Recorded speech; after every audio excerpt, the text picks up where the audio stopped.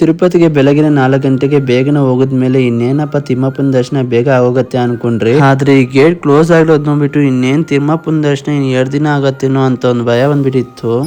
ನಾವು ಕರೆಕ್ಟಾಗಿ 9:15ಗೆ ನಮ್ಮ ಊರ್ ಬಿಟ್ಟು ರೈಲ್ವೆ ಸ್ಟೇಷನ್ ಹೋಗೋಷ್ಟೊತ್ತಿಗೆ ಟ್ರೈನ್ ಬರೋಷ್ಟೊತ್ತಿಗೆ 10 ಗಂಟೆ ಆಯ್ತು. ಇನ್ನ ಟ್ರೈನ್ ಹತ್ಕೊಂಡು ಒಳಗಡೆ ನೋಡಿದ್ರೆ ಜನರಲ್ ಕಂಪಾರ್ಟ್ಮೆಂಟ್ ಅಲ್ಲಿ ಏನ್ ರಶ್ ಇದ್ದಿಲ್ಲ, ನಮ್ಗೆ ಹೆಂಗೋ ಸೀಟ್ ಸಿಕ್ತು. ಯಾವಾಗನ ಬರ್ಲಿ ಈ ತಿರುಪತಿ ಟ್ರೈನ್ ಯಾವಾಗೂ ರಶ್ ಇರ್ತಾ ಇತ್ತು, ಅದೇನೋ ಗೊತ್ತಿಲ್ಲ ಇವತ್ತು ರಶ್ ಇದ್ದಿಲ್ಲ.